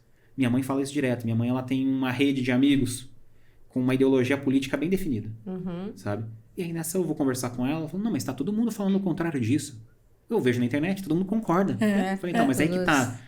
A gente precisa desenvolver essa noção de que todo mundo concordar dentro da sua bolha é o normal. Você precisa buscar informações, às vezes, fora dela. É isso aí. E aí é que eu acho interessante você, até como professor, tendo toda essa visão didática, colocar como os pais podem já colocar isso para os seus filhos, né? Porque tudo tem que começar com a educação, né? Então, e aí? O pai chega e vê uma notícia e ele mesmo já coloca aquela notícia como sendo, né? Olha isso aqui que aconteceu. Me dê um caminho. O que você, como estudioso, recomenda para que esse jovem ou essa criança tenha um pensamento crítico e não fique só naquilo que chegou até ele, né? Como sendo uma verdade. E aí eu quero só complementar, porque assim, hoje as crianças têm muito acesso a todas as redes sociais, tudo que está sendo consumido na internet. Ela pode nem ver a mensagem, as informações pelo pai ou pela televisão, mas principalmente pela internet. Sim. Né? Então, eu acho que esse é como é que a gente vai desenvolver esse caminho para esses seres que não têm ainda o senso crítico? Eu tenho uma perspectiva que eu acho que valeria a pena a gente testar. Assim, enquanto classe profissional, acho que os professores deveriam tentar essa aproximação. Qual que é a ideia que eu tenho? Eu acredito que é necessário, como professor, a gente ter um contato mais próximo, não só com o aluno, mas com as famílias dos alunos. Em qual sentido? No sentido de, sabe, você não vai só chamar a mãe do aluno porque ele aprontou na escola.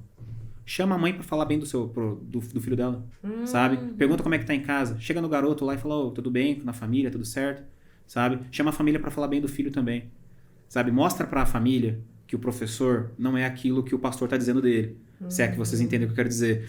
Porque a classe profissional de professores, ela tá enfrentando agora um desafio que é de se impor como uma categoria credível de informação, né? que não tá lá para difundir ideologia para o seu filho, que não tá lá para fazer uma lavagem cerebral no seu filho, para transformar seu filho em gay ou qualquer coisa que você escuta pela internet. Né? Então é preciso que a gente tenha um contato próximo com as famílias, em primeiro lugar, para que as famílias deixem de trabalhar.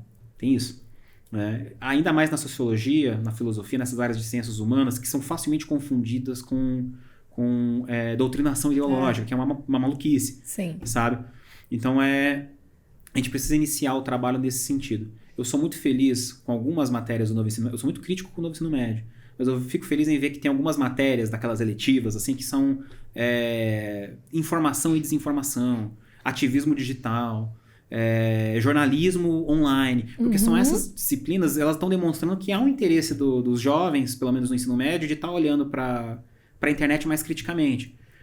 As pesquisas que são feitas sobre desinformação no Brasil mostram que o brasileiro, de maneira geral, ele se preocupa com fake news. Assim, não estou querendo dizer que ele não cai em várias fake news. Sim. A gente cai em fake news o tempo todo. Mas é um tema que é preocupante para a maioria dos brasileiros. Os brasileiros dizem que se importam com esse problema, né, via de regra. Então, eu gosto de pensar que a gente precisa trabalhar nesse sentido. A gente tem que se aproximar do aluno, a gente tem que criar uma ponte, uma confiança com relação ao aluno e com a família dela, com a família do aluno.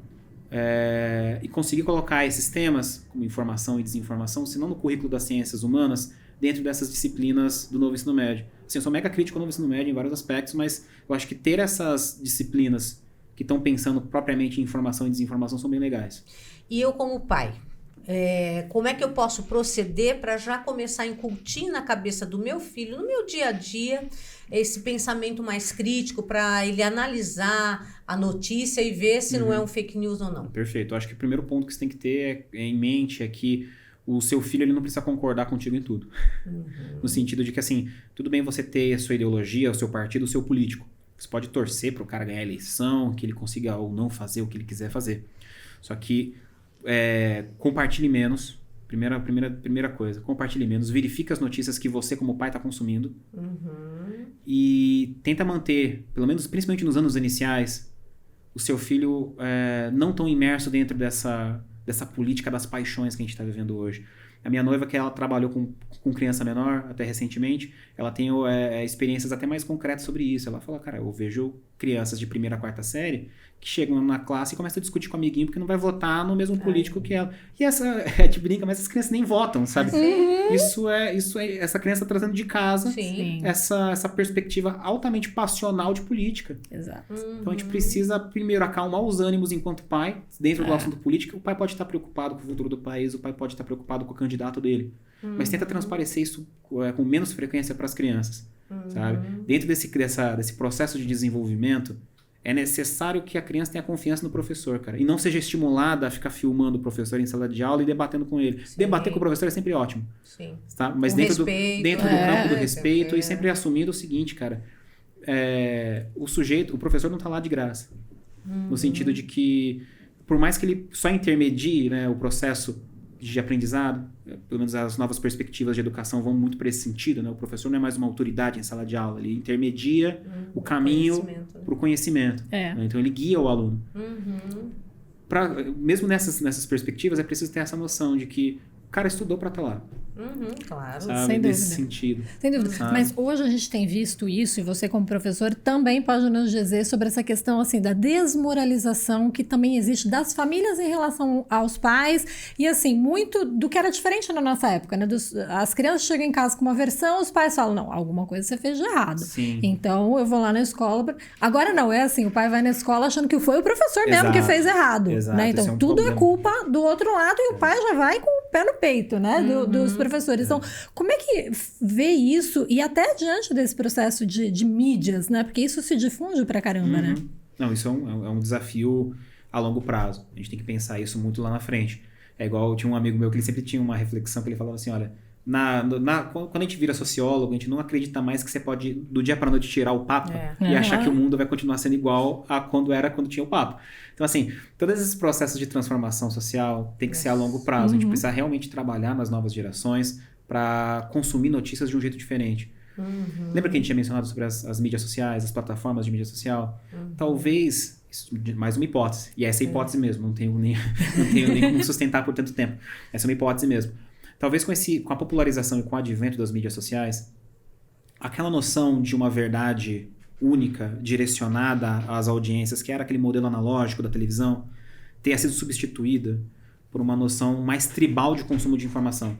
Aquela noção de que, olha, na minha tribo a gente possui essa versão dos fatos, essa verdade. Na tribo do outro possui aquela versão dos fatos, aquela verdade. Assim, eu acho que a gente tem que olhar com muito cuidado para esse comportamento meio tribal de consumo de informações. Sabe? Vamos pegar um exemplo prático para o nosso público. Teve aquela questão de, vocês devem ter ouvido também aquela fake news, falando que os chineses tinham desenvolvido em laboratório, né, a questão do vírus da Covid e tal. Quantos jovens realmente acreditaram nisso e adultos e tal? Dentro de uma situação como essa, chega o meu filho com uma informação semelhante. Não, estão desenvolvendo um vírus, uma bactéria e tal. Como eu devo agir? Caramba, isso é... Vamos lá.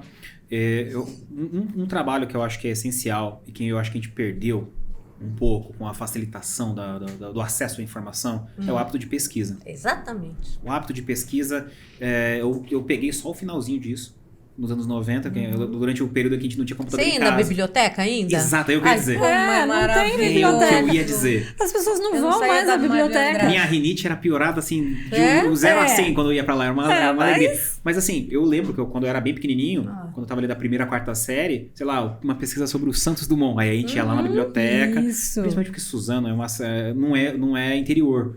Na verdade, é mais próximo do litoral do que onde a gente está agora, né? Sim. Região metropolitana. Mas tem um clima de cidade interior, você sabe disso. Cidade pequena, construída ao redor da praça do centro. Então tem um pouco disso. A gente ia para o centro, ia para a biblioteca, fazer a pesquisa lá do Santos Dumont. E eu acho que um hábito que se perdeu, justamente porque é tão fácil você atingir uma informação específica hoje em dia, que esse hábito de pesquisa se perde. É verdade. E a gente também tem que pensar no negócio. A explicação mais simples nem sempre é a verdadeira. Dentro da filosofia, a gente tem todo um debate de que a aparência e a essência são diferentes. Você mencionou sobre a Terra plana agora. A aparência pode até nos induzir que a gente está em cima de um plano e que, na verdade, é o Sol que gira ao nosso redor. Mas essa não é a essência da coisa, isso é a aparência. E isso acontece no consumo de notícias. Às vezes você vê aquela manchete que resume tudo o que você quer saber.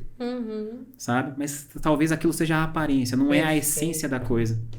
Sabe? Então, eu acho que a gente precisa estimular esse hábito de pesquisa. E estimular as novas gerações. Olha, você está encontrando todas as informações de bandeja? Vai ver se é bem por aí mesmo. Sim, é ir mais a fundo, né? Porque agora, assim, a verdade pode ir contra você, cara. Claro. Você pode ter toda uma convicção e pesquisar e não ser nada daquilo. E tudo bem, sabe? Você não tá passando vergonha por isso. Sim. Dentro da academia mesmo, isso é processo científico. Você chega lá cheio de hipóteses, cheio de pré-noções, e você vai fazer pesquisa e o campo te mostra outra coisa. Fala que não, na verdade a realidade é outra. Você tava, sabe, várias pré-noções suas.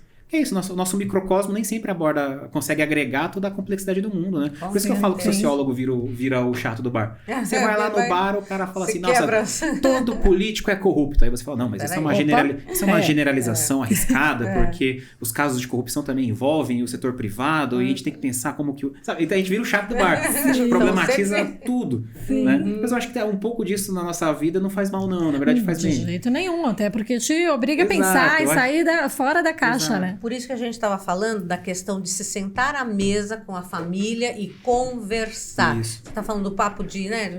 Senta à mesa do bar, fica conversando, batendo papo, ok. É isso que a gente tem que fazer na nossa vida na família.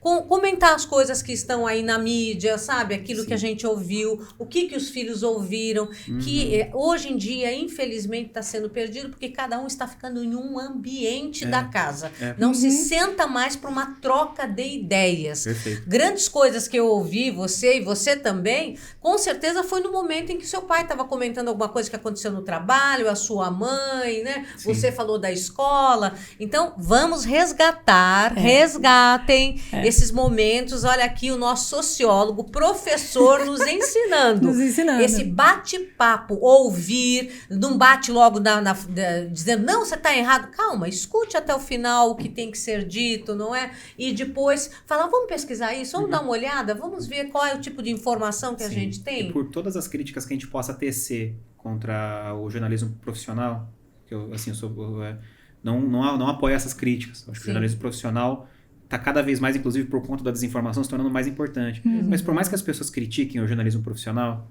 porque não dava opção da gente se comunicar com o jornalista, não dava opção da gente escolher quais conteúdos a gente quer assistir no horário que a gente quer assistir. Por mais que tenham essas críticas, a gente tem que lembrar que durante o período analógico de consumo de informações direcionados pela televisão, pelo rádio, etc., você tinha como confiar que a equipe que está bolando e disseminando aquela informação é uma equipe profissional. Exatamente. Na internet isso se perde. Exatamente. Você não consegue ver o profissional, se é que é um profissional, muitas vezes não é. Que está difundindo informação. Exatamente. Grande parte do que nos chega nas redes sociais são pessoas comuns, dando apenas a sua opinião, como se fosse realmente um especialista, né? Exatamente. Então, já está credenciado e aquilo fosse já, né, fechado. Sabe coisa que meu fechada. pai sempre falava, e dizia para nós, que ele era assinante do jornal do Estado de São Paulo, né?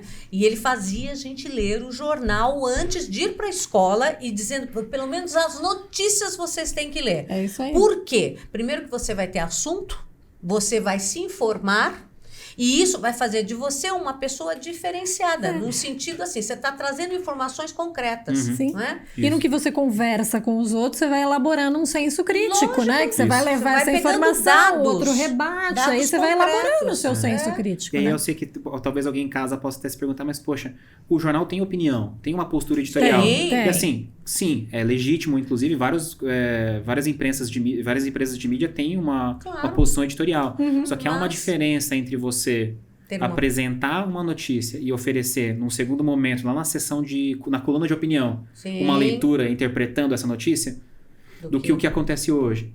Que é você tem um portal de notícias, e a gente pode imaginar o portal que a gente quiser, né? Esses portais mais duvidosos, que ele só produz notícia dentro do olhar partidário. Exatamente. Esse é o grande problema. Tem alguns grupos de pesquisadores no Brasil que, inclusive, tentam abandonar o termo site de fake news.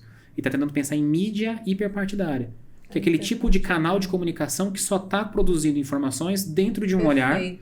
E você não consegue, inclusive, discernir quando que aquele jornal, que aquele veículo, distorceu algo que realmente ocorreu para conseguir encaixar a realidade naquele olhar partidário. Né?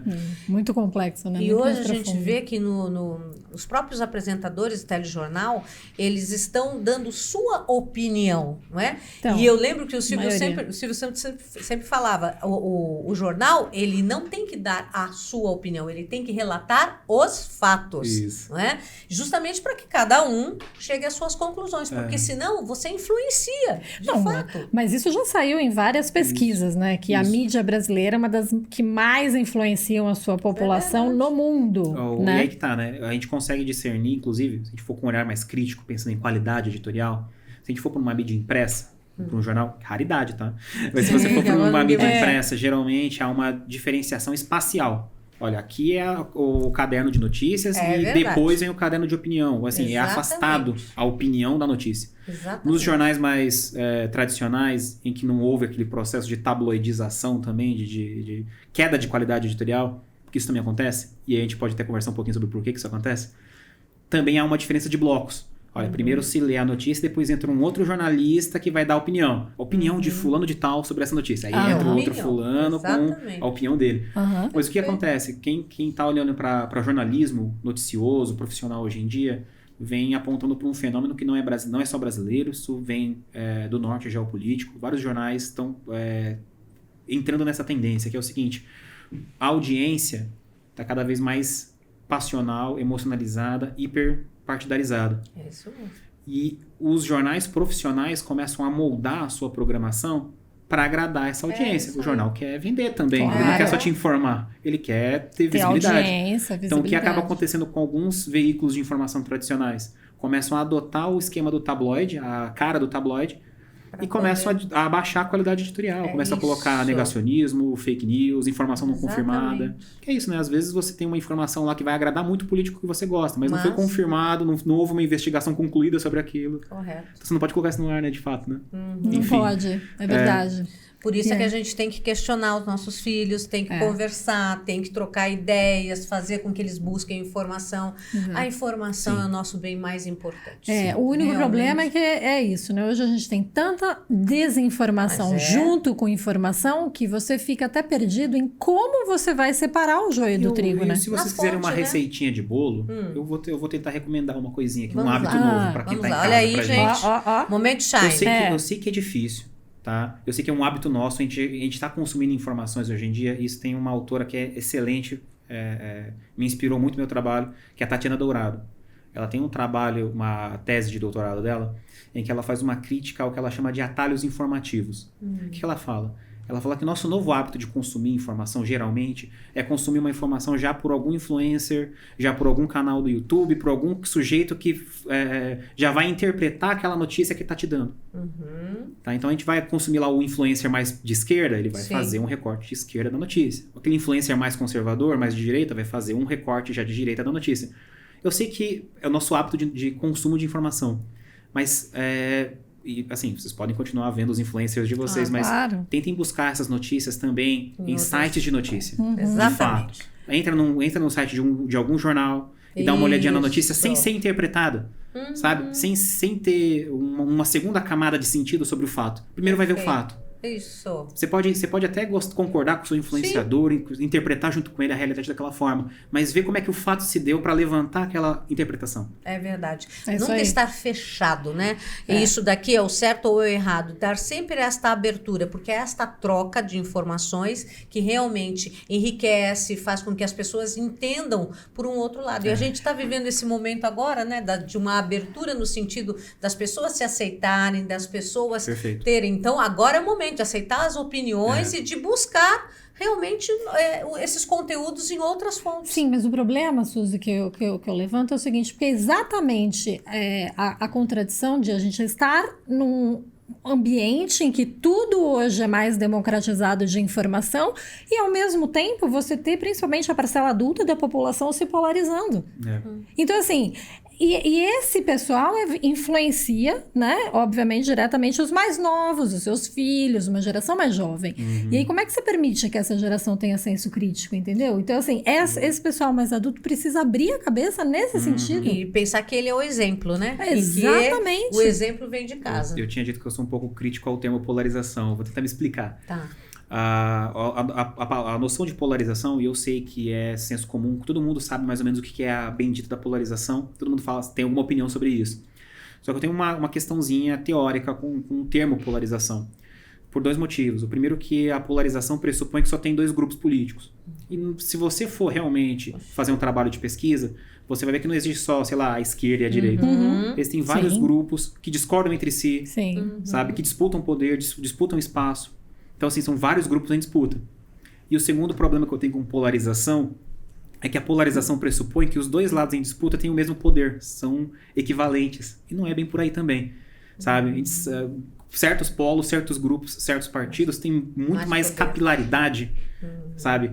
No convencimento, tem mais capilaridade em termos de estratégias comunicacionais, conseguem fazer muito mais barulho do que outros grupos políticos. Então, também não é uma questão de equivalência. De poder. Então, é por isso que eu tenho um pouquinho de receio ao usar esse termo e eu gosto de pensar em aumento de hostilidades entre grupos políticos. A gente está mais hostil entre grupos políticos. Né? Mas o que você disse é perfeito, nesse sentido de que a gente precisa entender, e aí aqui eu vou ser, de novo, bem categórico, que a polarização não leva, né, esse excesso de hostilidades entre grupos políticos não leva a um resultado político positivo no sentido de o seguinte, se você for pensar política historicamente, política é o terreno das concessões e da mediação.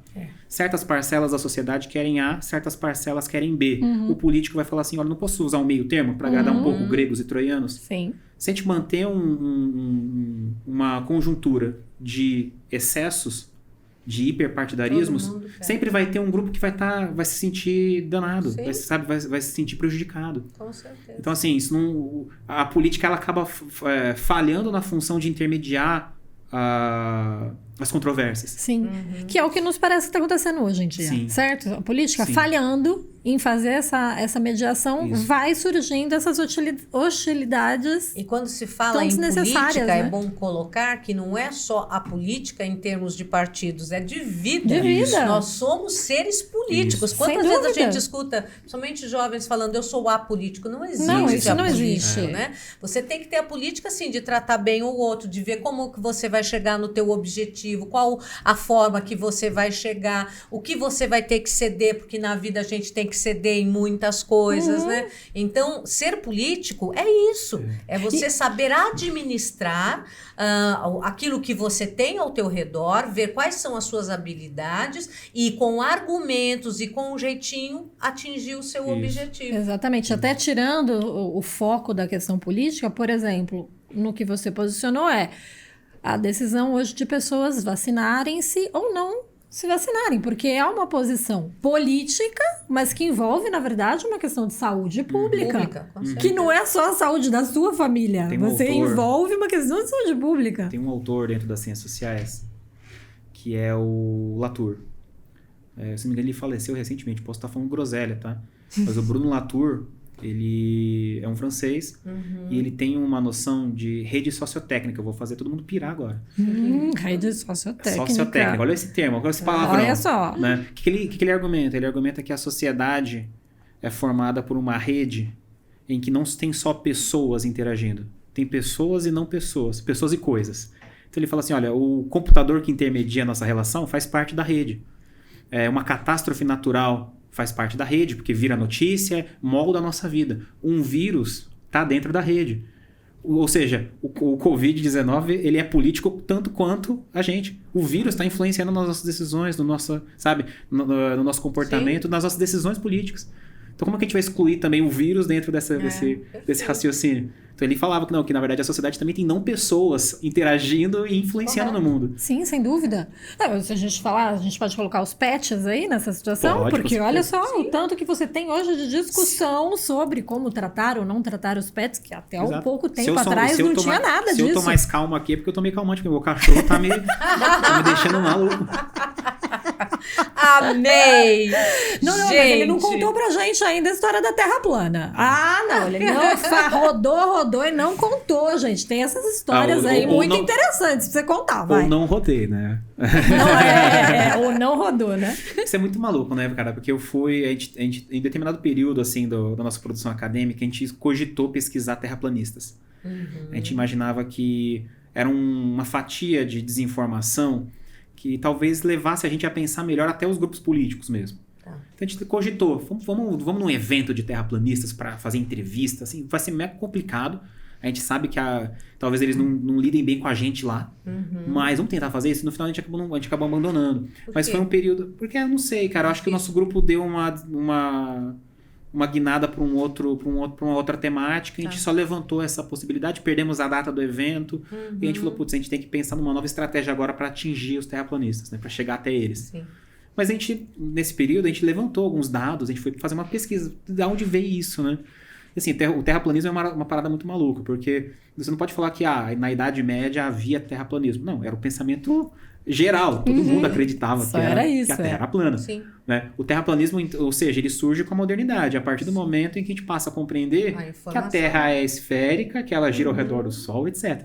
E aí os grupos que passam a defender que não, na verdade a Terra é plana, e todo o modelo heliosférico, todo o heliocentrismo, a cartografia está equivocada, aí sim a gente pode falar que surge o terraplanismo. Perfeito. Né? E aí, o que acontece?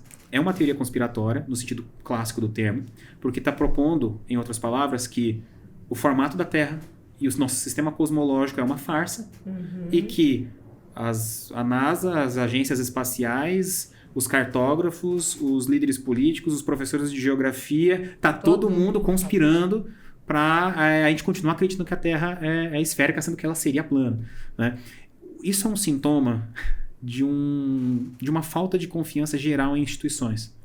Sabe? Eu não posso confiar na NASA, eu não posso confiar no meu professor de geografia, eu não posso confiar no jornalista, eu não posso confiar em ninguém, né? E é bem curioso, né? Eu gosto de ver alguns vídeos, né? De terraplanistas com as teorias deles e sendo refutados. É uma parada maravilhosa, sabe? Que, não, porque se eu colocar aqui uma câmera, eu conseguiria ver a Bahia do outro lado do rio, e isso provaria que a Terra é plana e etc. E nunca dá certo. Eu adoro essas experiências deles, né? É aquela experiência que é o contrário, né? Eu vou fazer a experiência até dar certo. Mas por que você acha que eles defendem isso? Tá. Qual o objetivo em defender? Eu acho que tem e aí tinha uma hipótese minha, tá? Nunca pesquisei sobre isso de fato, mas eu tenho uma hipótese, tá? Que é o seguinte, eu acho que dentro da filosofia a gente fala que na modernidade a gente vai descentralizando o homem do centro do universo. Então a gente começa a separar o Estado da igreja, a gente começa a colocar a religião para dentro dos nossos assuntos privados e não para os negócios públicos. A gente começa a dizer que não só a Terra não é o centro do universo, como a Via Láctea também não é o centro do universo. A gente começa a falar que existem certos comportamentos nossos que são inconscientes e que você talvez não tenha controle sobre tudo que você pensa e faz. Então, assim, a gente vai tirando o homem do centro do universo. De maneira que é bem possível que a retomada da crença na Terra plana seja numa espécie de backlash, né? Uma espécie de vamos retornar para o centro do universo. Porque se a Terra é plana, talvez toda aquela leitura religiosa que eu acredito esteja certa. Saca? Eu volto a ter importância, porque, poxa, eu sou um planetinha, sabe? Né? Perdido no universo, potencialmente infinito. Se amanhã um meteoro destruir a Terra, ninguém vai sentir falta da gente. E o modelo da Terra plana fala, não, porque na verdade a Terra é plana, talvez o modelo religioso esteja certo, tem um domo ao redor da Terra, nunca vai cair um terremoto, nunca vai cair um meteoro na Terra, né? Então eu acho que talvez tenha um pouco a ver com isso, sabe? De uma galera que está incomodada com o quão descentralizado do centro das explicações a gente está. Sabe? Talvez tenha um pouco a ver com isso. E é claro, é sintoma dessa nova era de desconfiança generalizada. Acho que você pegou certinho. Que a gente vive hoje em dia, né? Deixa eu te perguntar, aquela história que o pessoal fala do Egito, que tudo que tinha no Egito lá foi feito pelos extraterrestres, né? Toda aquela linguagem lá, isso é teoria da conspiração? O que você acha disso? Eu gosto de pensar que sim. Né? Eu perdi horas da minha vida vendo o Ancient Aliens, né? O Alienígenas do Passado do History Channel. Que é uma é uma maravilha no sentido de que é aquilo que a gente estava conversando. Né? Você assiste um documentário de 40 minutos em que o cara fala que não, na verdade Stonehenge foi cortada a laser por uma nave alienígena e aí tem a reconstituição com a computação gráfica falando como é que foi e aí um outro pesquisador que achou evidência e não sei o que, tal. E todo o episódio conclui com talvez. Tá ligado? O cara ficou por 40 minutos querendo te convencer que os alienígenas construíram as pirâmides, mas não temos evidência nenhuma. Então assim, eu gosto de pensar que o que acontece com a gente um pouco é que principalmente essa figura do alienígena, ela supre um pouco a nossa carência do divino. Às vezes o cara não acredita em nenhum deus, nenhuma divindade, mas ele coloca na figura do alienígena um ser tecnológico. A gente olha para a tecnologia como se fosse magia, né? Então, é tecnologicamente superior. Não é bem um deus, não é bem metafísico, é que é tecnologicamente avançado. E nesse processo, a gente vai esquecendo que o ser humano é capaz de fazer um monte de coisa. Então, poxa, se a gente não fez as pirâmides, se a gente não fez os bonecos da Ilha de Páscoa, se a gente não fez Stonehenge, como é que a gente chegou até aqui? Sabe? No sentido de que só o homem moderno, que tem tecnologia, que consegue calcular, que consegue construir grandes feitos, sabe? Então, eu acho que tem um pouco de preconceito com nós mesmos, assim, sabe? Nosso processo crença. Evolutivo, que pode ter acontecido uma evolução, uma involução e uma evolução novamente, talvez, tudo é relativo, né? Porque quando a gente fala isso é um tema que a antropologia adora discutir, né? Quando a gente fala sobre sociedades mais ou menos evoluídas, primeiro que isso é etnocentrismo, no sentido de que a gente sempre se coloca no centro do universo, capaz de julgar as outras civilizações e falar, não, essa aqui é menos evoluída que essa, e, sabe? E geralmente quando a gente faz isso, a gente escolhe aquilo que a gente mais se deu bem, né? Sempre. Não, porque... Tudo é oculto. Não, mas determinada tribo indígena é menos evoluída porque não fez foguete. Poxa, você pegou o ápice da sua civilização pra comparar, tá ligado? Com a do outro. Sabe? Mas duvido que se você for solto na selva lá e precisar de algum medicamento, você vai conseguir fazer aquilo lá, tá ligado?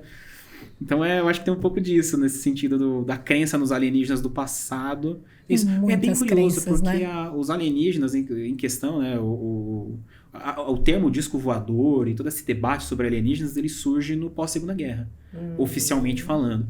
Né? Tanto que o primeiro avistamento de OVNI foi em 47, o cabalístico ano de 47, porque também caiu o OVNI de Roswell em 47. Olá. O Aleister Crowley, o mago do século XX, morreu em 47. Tudo aconteceu em 47. E em 47 teve esse sujeito chamado Kennedy Arnold, que era um piloto. E ele hoje em dia ele é considerado o primeiro avistamento moderno de OVNIs.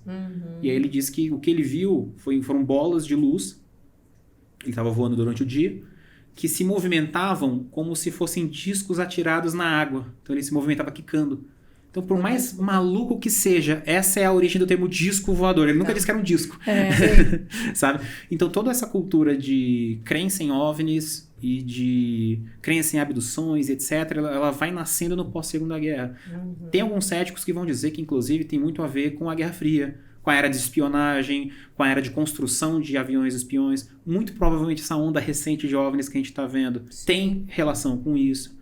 Os drones, talvez. Eu gosto do caso do U-2, da Lockheed. Conhece essa história? Não. Os Estados Unidos tinham desenvolvido um avião espião chamado U-2, olha a banda aí, lá. que era o U-2 da Lockheed.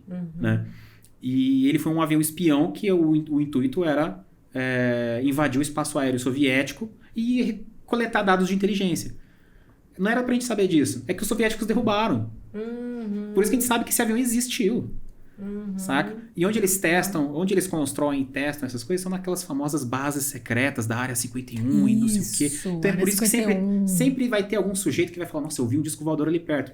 Provavelmente é um avião espião, um avião que ninguém tem informação sobre aquele modelo, sobre aquela, sabe, aquele formato de avião, provavelmente tem a ver com isso. Né? Sim. Com certeza. E tem mais alguma outra teoria da conspiração aí na moda? Nossa, tem várias. Na moda... que tá rodando aí na moda. Tem umas até meio perigosas aí, né? A gente falou dos antivacina, né? Que meio que é uma teoria conspiratória, vamos ser sinceros. Totalmente. Né? E aqui, pelo menos no território brasileiro, a gente teve várias agora, pelo menos até janeiro, né? A gente teve várias, os acampamentos bolsonaristas aí estavam fornecendo pra gente várias teorias conspiratórias de que o Lula não era presidente, que na verdade o Lula assumiu foi uma encenação, que na verdade ele não subiu a rampa, na verdade, é o general Heleno que é o presidente. E depois houve o 8 de janeiro, eles já mudaram, não, o Lula é presidente e é um ditador, ele tá prendendo todo mundo, sabe? A questão dos alienígenas voltam, com aquela famosa cena do pessoal com o celular na cabeça, pedindo também a intervenção alienígena, mandando mensagem pra nave-mãe pra dar um golpe de Estado no Brasil. Então, assim, no território brasileiro a gente tá com umas um pouco cabeludas hoje em dia, então, sabe? Que são até menos divertidas e um pouco mais perigosas pro debate político, pra democracia, né? Mas, assim, a teoria da conspiração a maior delícia de pesquisar a teoria da conspiração é isso. Amanhã você vai acessar a internet e vai ter outra maluquice lá. Ah, com certeza. O cara, um outro sujeito viu alguma ligação estranha entre fatos e tá colocando aquilo para circular no ambiente digital. Então é bem difícil você, inclusive, prever qual teoria da conspiração vai surgir amanhã. Não tem como. Agora né? a gente tem como se prevenir. Informação, Exatamente. busque fontes fidedignas e leia. Escute, Estudem, né? Ouça. Se você acreditar em teoria da conspiração, o ET Bilu já difundiu Busquem Conhecimento. Né? Olha Escutem o ET Bilu. Olha aí.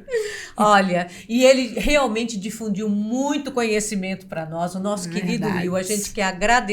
Eu que agradeço, gente. Nossa, foi bárbaro. Quantas coisas aí pra gente pensar e repensar, não é? Com certeza, foi fantástico. É isso, a gente obrigado, queria saber se você tem alguma mensagem que você queira deixar aqui pra gente, pro pessoal que tá nos assistindo. Cara, eu gosto de me comunicar principalmente com as gerações mais jovens. Sim.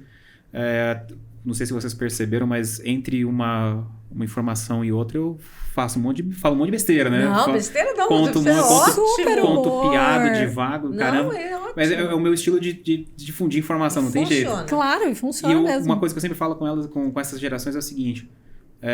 Se você for seguir numa universidade, se você for seguir carreira acadêmica, não tenha medo de defender na universidade esses assuntos mais amalucados. Porque esses assuntos mais amalucados impactam na nossa vida. Então, às vezes, você tá afim de fazer uma universidade, mas fala, putz, mas eu só gosto de um assunto muito específico, eu não acho que eu vou conseguir trabalhar com isso academicamente, cara, você consegue. Dá sim, é possível, sabe? Poxa, eu levei teoria da conspiração pra minha universidade ficar discutindo, sabe? Então é possível você ir com aquilo que você gosta, com aquilo que você já consome, até mesmo para entretenimento, acabar virando um cientista. A gente tem que parar de ter essa noção de que, poxa, cientista é um cara diferenciado, gênio. Essa noção de genialidade também é outra coisa balela. Limita, né? Nossa. O que existe é trabalho duro, cara. Claro. Exatamente O que existe é você escrever o seu texto, defender as suas ideias, apresentar para outras pessoas, as pessoas vão discutir com você, você vai refazer seu texo. Então, assim, abandona essa noção de genialidade, abandona essa noção de cientista como alguém que está olhando a sociedade de cima, né, de um outro patamar. Não, cara, o cientista é gente como a gente, não tem jeito. Perfeito. É isso. Fantástico! Will, muito obrigada de coração. E que você aí. continue realmente sendo referência para muitos jovens, para que eles tenham esse olhar de vamos fazer uma visão crítica, vamos realmente tentar buscar informações para o nosso conhecimento. É isso aí, Will. Obrigado, pessoal. Obrigada. Olha, você nos deu uma aula. Espero que todo mundo tenha amado, assim como a gente, porque o papo foi fantástico. Compartilhe, curta, se inscreva no nosso canal. E olha, não esqueça, assista na íntegra toda essa entrevista que tá demais. E sigam as redes sociais do Will, hein? É isso aí. Muito obrigada, Valeu, Will. pessoal. Beijos Tchau, e até beijo. o nosso próximo podcast. Shine! Beijo, beijo! Tchau, tchau.